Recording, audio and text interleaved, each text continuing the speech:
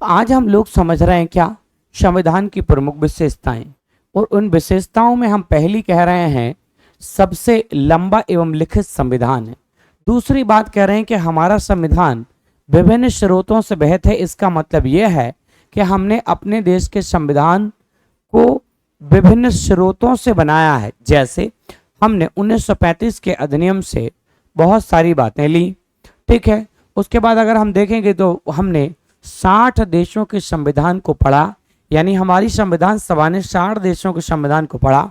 10 देशों से कुछ ना कुछ लिया, किसी से मौलिक अधिकार लिए, तो किसी से न्यायिकता ली, तो किसी से हमारी संसदीय व्यवस्था कैसी होगी ये लिया, तो किसी से हमने राष्ट्रपति पर महाभियोग लिया, तो किसी से हमने सर्वोच्च न्यायालय के न्यायाधीश को बनाने की प्रोसेस ली, कहीं से प्रस्तावना ली, तो कहीं से प्रस्तावना की भाषा ली। तो इस मामले में हम देखते हैं कि हमारा संविधान विभिन्न स्रोतों से बहत है। बात समझ में आ गई है, आगे बढ़ने का प्रयास करते हैं। तो यहाँ पे अब देखो क्या कह रहा है, कम कठोर, यानी हमारे संविधान में जो कानूनों नियमों की जो बात की गई है उनमें कठोरतापन कम है प्यारे बच्चों, ठीक है, लचीलापन ज्यादा है। अगर देखो बच्चों ऐसे कहते कि हमारा संविधान अधिक कठोर है, तो आप देखिएगा इसमें संशोधन नहीं हो पाता। कम कठोर अधिक लचीला है प्यारे बच्चों, मॉर्निंग। तो आप देखिएगा ध्यान से क्या कह रहे हैं, कम कठोर अधिक लचीला, यानी अगर आप यहां पे देखिएगा तभी तो संशोधन हो जाता है, तभी तो संशोधन हो जाता है, तभी तो संशोधन हो जाता है, हो जाता है, तभी तो संशोधन हो जाता है। अगर वो ये कहता कि हमारा संविधान अधिक कठोर है, कम लचीला, तो मनुष्य की रिलैक्सेशन की बातें कम, क्योंकि हमारे संविधान की परिभाषा है क्या, नियमों और कानूनों का ऐसा संग्रह जिससे व्यक्ति के व्यक्तित्व का सर्वांगीण विकास का विकास हो सके, उसे प्यारे बच्चों हम संविधान कहते हैं। तो संविधान हमेशा व्यक्ति के विकास की बात करता है। तो व्यक्ति को रिलैक्सेशन दिए गए होंगे ना उसमें। अब हमारा संविधान ऐसा तो है नहीं कि किसी ने चोरी की और उसके लिए लिखा हो कि चोरी करने वाले के सीधे सीधे संविधान के अंतर्गत धाराओं में लिखा हो कि चोरी करने वालों के लिए सीधे सीधे उनके हाथ काट लिए जाएं। ऐसा तो है नहीं कि अगली बार काय से उठाओगे सामान, ऐसा तो हमारे यहाँ है पे नहीं। तो हमारा संविधान कम कठोर है, व्यक्ति के रिलैक्सेशन की बातें ज़्यादा हैं। कम कठोर के चलते ही संविधान में संशोधन पॉसिबल है, नहीं तो संविधान में संशोधन नहीं हो पाता। बात यहाँ तक सभी की क्लियर होगी। अगर क्लियर है बात तो एक बार जरूर आप थंब प्रेस कर दीजिए, हाँ सर यहाँ तक मुझे समझ में आ गया, आगे बढ़ने का मैं प्रयास करता हूँ। देखिए संघीय व्यवस्थापिका, संघीय व्यवस्था, हाँ भाई हमारी संघ की व्यवस्था है, और संघ देखिएगा सबसे ज्यादा पावरफुल होता है, यानी केंद्र की सरकार की बात कह रहे हैं। संघीय व्यवस्था की बात का मतलब है कि हमारी संघ की सरकार होगी, ठीक है, संघीय व्यवस्था होगी, और संघीय व्यवस्था में एकात्मक का झुकाव होगा, मतलब सब उसी की तरफ झुकाव होगा। तो संघीय व्यवस्था की बात करता हमारा संविधान। ये भी आप देखते हो सरकार का संसदीय रूप, हाँ जी हाँ, सरकार के संसदीय रूप की बात करता। क्या मतलब बेटा, मतलब कि संसद होगी, क्या कहता है, संसद होगी, संसद के 2 सदन होंगे, संसद होगी, संसद के 2 सदन होंगे, एक का नाम लोकसभा होगा तो दूसरे का नाम राज्यसभा होगा, ठीक है। राज्यसभा लोकसभा से ही सांसद बनेंगे और सांसद आगे चल के ही सरकार बनेंगे। तो आप देखते हैं एक तरीके से सरकार का संसदीय रूप, आप इस बात को देखते हैं बहुत अच्छे से कि सरकार का संसदीय रूप बिल्कुल है, क्योंकि सांसद लोकसभा राज्यसभा से ही बनते हैं और सांसद ही एक तरीके से सरकार होते हैं, सांसद ही, ठीक है। पूजा रानी बिल्कुल लेट हुई है, टाइम से आना दीदी। चलिए आगे बढ़ते हैं। तो आप देखिएगा बच्चा मेरे, क्या करें, संसद ही सरकार होती है। बोले क्यों, अरे भैया उसी संसद का एक सदस्य प्रधानमंत्री बनता है, प्रधानमंत्री के आसपास मंत्री परिषद रहता है। तो आप देखिए सरकार कौन है, यही तो सरकार है। तो आप देखिएगा संसद का एक सदन लोकसभा, दूसरा सदन राज्यसभा। तो क्या कह रहा है, सरकार का संसदीय रूप, ठीक है, की बात करता है हमारे संविधान, ठीक है, कि सरकार का संसदीय रूप होगा, ये बात ठीक है। क्या कह रहा है, संसदीय प्रभुता, यानी संसद सर्वशक्तिमान होगी। बिल्कुल भैया, हमारे देश के अंदर हमारी संसद और सरकार सर्वशक्तिमान होगी कि कोई दूसरी सरकार सर्वशक्तिमान होगी? हमारी अपनी सरकार सर्वशक्तिमान होगी। देखो क्या कहता है, न्यायिक सर्वोच्चता में समन्वय, यानी आप देखते हैं कि हमारे पास जो न्यायालय है उसकी ही सर्वोच्चता है, वो स्वतंत्र है। ये भी लिखना चाहिए कि हमारे न्यायालय की स्वतंत्रता की बात की गई। देखो, एकीकृत व स्वतंत्र न्यायपालिका, जी हाँ भैया। जैसे एकीकृत का क्या मतलब है, जैसे सबसे बड़ा क्या है, सुप्रीम कोर्ट। सुप्रीम कोर्ट ने जो डिसीजन दे दिया, उस सुप्रीम कोर्ट एक ही है, पहले तो दो नहीं है, सुप्रीम कोर्ट एक ही है। सुप्रीम कोर्ट ने जो डिसीजन दे दिया, आप इस डिसीजन को फिर आप कहीं लेके नहीं जा सकते, यही अंतिम सत्य है। भारत की सबसे बड़ी न्यायपालिका सुप्रीम कोर्ट है, इससे बड़ा कोई कोर्ट नहीं है, ठीक है भाई। और लोगों से भी हमने पूछा था, बात समझ में आ रही है कि नहीं आ रही? अगर बात समझ में आती है तो अपनी बात कहनी होती है, हाँ सर समझ में आ रहा है। कोई समस्या हो तो बताइए।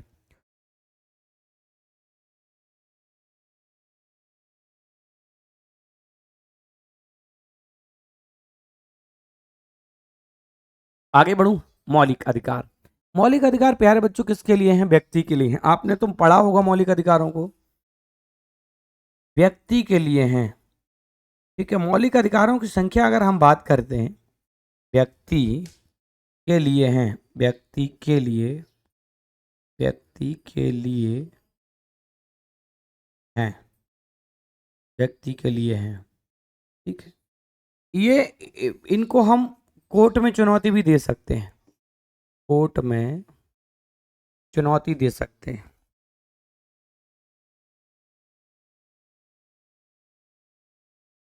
दे सकते काहे, अगर हमारे मौलिक अधिकारों का हनन होता है तो मौलिक अधिकारों की रक्षा के लिए बाकायदा कहा गया है, आर्टिकल नंबर 32। क्या प्यारे बच्चों हम सुप्रीम कोर्ट जा सकते हैं? क्वेश्चन पूछा जाता है कि व्यक्ति किस मामले में डायरेक्ट सुप्रीम कोर्ट जा सकता है? डायरेक्ट, डायरेक्ट सुप्रीम कोर्ट मौलिक अधिकारों के हनन पर जा सकता है, हनन होता है तो जा सकता है। मौलिक अधिकारों की बात करते हैं प्यारे बच्चों, तो हमने यूएसए के संविधान से लिए हैं और ये व्यक्ति के लिए हैं। मौलिक अधिकारों की संख्या इस समय 6 है। तो हमारा संविधान मौलिक अधिकारों की बात करता है, संसदीय व्यवस्था की बात करता है। ये संविधान की आप विशेषताएं प्यारे बच्चों देख रहे हो, ये संविधान की विशेषताएं हैं। हमारा मौलिक अधिकार राज्य के नीति निर्देशक तत्वों की बात करता है। प्यारे बच्चों, राज्य के नीति निर्देश, आपकी पहली क्लास है, कोई बात नहीं, आपकी पहली क्लास है तो संविधान की विशेषताएं आपको समझ में आ रही होंगी कि आखिरकार हमारे संविधान की विशेषता क्या है। जैसे मैं आपको पढ़ा रहा हूँ, ठीक है, समझना। जीएस राजपूत मेरा नाम है, कुछ मेरी कुछ स्पेशल व्यवस्था होगी, ठीक है, विशेषता होगी, कुछ तो मैं स्पेशल करता हूँ सबसे, जो सब टीचर करते हैं उनसे थोड़ा बहुत। हमारे सबके पास अपनी अपनी एक क्वालिटी होती है, सबके पास अपनी अपनी एक विशेषता होती है, शायद हमारे पास भी कुछ ऐसा हो। तो ऐसे ही हमारे संविधान की जो बुक है उसकी कुछ स्पेशल विशेषताएं हैं, उन्हीं विशेषताओं को हम प्यारे बच्चों पढ़ रहे हैं। तो हमारा संविधान मौलिक अधिकारों की बात करता है। मौलिक अधिकार हमने यूएसए के संविधान से प्यारे बच्चों लिए। और मौलिक अधिकारों की मैं संख्या की बात करूं ना बच्चा, मेरी संख्या, संख्या कितनी है? संख्या प्यारे बच्चों 6। मौलिक अधिकारों की संख्या कितनी है प्यारे बच्चों? 6 है। मौलिक अधिकारों की संख्या 6 है, व्यक्ति के लिए है। अगर इनका हनन होता है तो व्यक्ति कोर्ट चला जाएगा सीधा सीधा। मौलिक अधिकारों का अगर हनन होता है तो व्यक्ति सीधा कहाँ जाएगा? कोर्ट जाएगा। वो भी कहाँ? ठीक है, वो भी कहाँ? कितने दिन और चलेगी? कितनी नंबर की क्लास ले रहा हूँ? 25 क्लास के आसपास आएंगी आपकी। जो भी आपकी क्लास चल रही है आप देख लो कि अब कितने दिन और चलेगी, ठीक है। चलो आगे बढ़ जाए, देख लो ध्यान से। राज्य के नीति निर्देशक तत्व, तो ध्यान से देखिएगा, राज्य के नीति निर्देशक तत्व क्वेश्चन पूछा जाता है कहाँ से लिए गए हैं? आयरलैंड से लिए गए। हमारे संविधान की एक विशेषता है ये, राज्य के नीति निर्देशक तत्व हमारे संविधान की विशेषता है। राज्य के नीति निर्देशक तत्व राज्य को कल्याणकारी बनाने की बात करते हैं।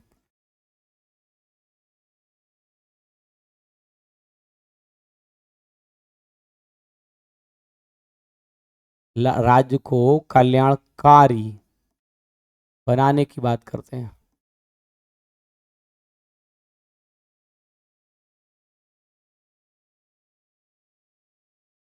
राज्य को कल्याणकारी बनाने की बात करते हैं। राज्य को कल्याणकारी बनाने की बात करते हैं कौन भैया? राज्य के नीति निर्देशक तत्व। कोई दिक्कत? बताओ मुझे। ठीक है, राज्य के नीति निर्देशक तत्व की कहा जाए तो ये समाज के लिए है। हमारे संविधान की विशेषता है कि राज्य में जो सरकार होगी, सरकार राज्य में ऐसी अच्छी अच्छी नीति लेके आएगी जिससे राज्य का कल्याण हो। अगर राज्य सरकार के पास बजट नहीं है, पैसा नहीं है, तो भी योजनाएं ऐसी नहीं लेके आएगी। कोई दिक्कत नहीं, नहीं लेके आएगी तो भी कोई समस्या नहीं है। व्यक्ति इसके लिए कोर्ट नहीं जा सकता, व्यक्ति इसके लिए न्यायालय में चुनौती नहीं दे सकता कि राज्य का कल्याण नहीं कर रही है राज्य सरकार, ऐसा नहीं कर सकता है वो। ठीक है, आगे देख लो भैया, यहाँ ये बात समझ में आ गई। केटी साहा ने राज्य के नीति निर्देश तत्वों के कंपैरिजन में एक स्टेटमेंट दिया। राज्य के नीति निर्देश तत्व एक ऐसा चेक है जो बैंक की सुविधा अनुसार दे हैं। यानी इनका मतलब ये है कि राज्य की सरकार अगर चाहेगी तो राज्य का कल्याण कर देगी, नहीं चाहेगी तो नहीं करेगी। ठीक है, व्यक्ति इसके लिए न्यायालय में नहीं जा सकते, इसलिए कहा गया है कि राज्य के नीति निर्देश तत्व बाध्य योग्य नहीं है। किसी व्यक्ति ने तो यह भी कहा कि राज्य के नीति निर्देश तत्व संविधान की आत्मा है। तो फिर किसी व्यक्ति ने संविधान की आत्मा आर्टिकल 32 को कहा। तो फिर संविधान की आत्मा की अगर हम बात करते हैं प्यारे बच्चों कि संविधान की आत्मा किसे कहा जाता है, तो प्यारे बच्चों संविधान की आत्मा प्रस्तावना को कहा जाता है। प्यारे बच्चों,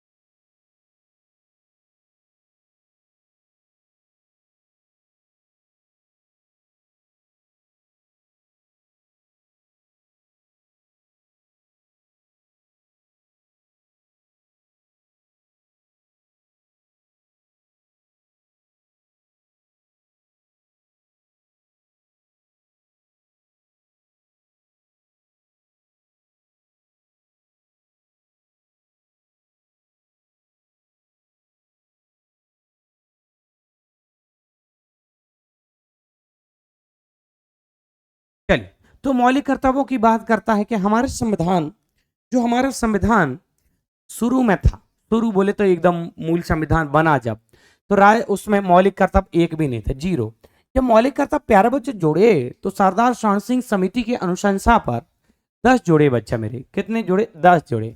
और फिर हमसे ये कहे कि 86वां संविधान संशोधन जो बच्चों के पढ़ाने की कर्तव्य की बात करता है प्यारे बच्चों, तो आज हमारे वर्तमान में हमारे संविधान में 11 मौलिक कर्तव्य हैं।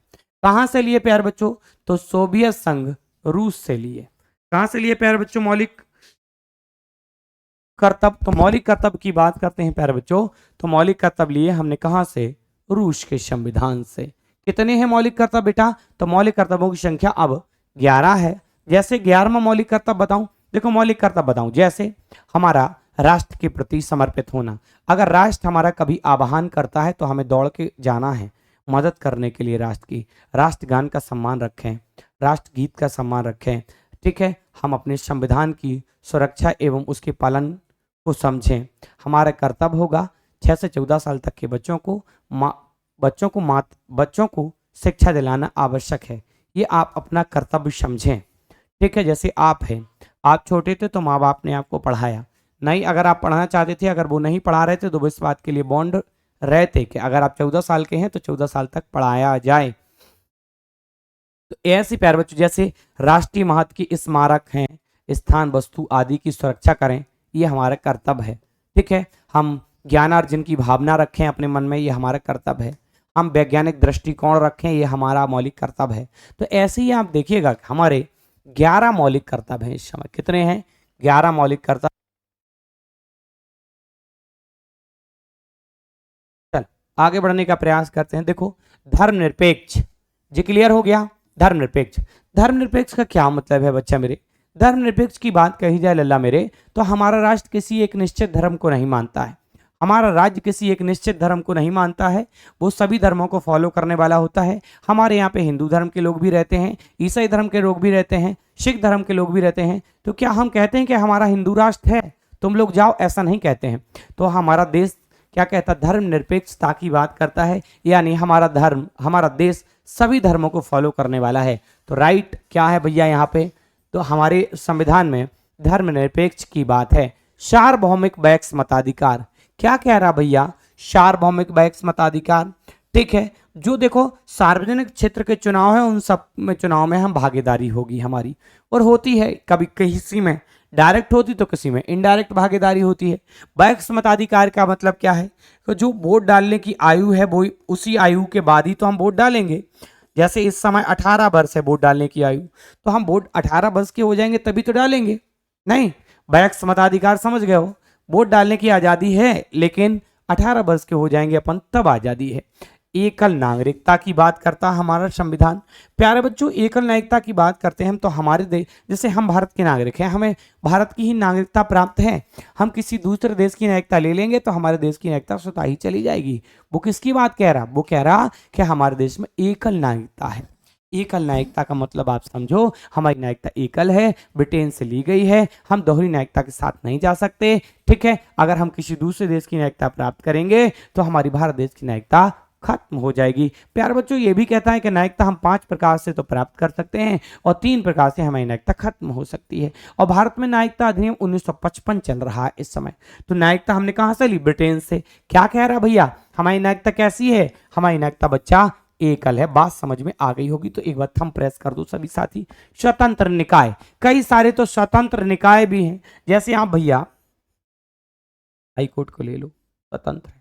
आप सुप्रीम कोर्ट को ले लो, हम तो उदाहरण बता रहे हैं आपको। ये हाई कोर्ट ले लो, सुप्रीम कोर्ट को ले लो, इनके लिए तो कहा गया है बाकायदा कि हमारी न्यायपालिका कैसी होगी?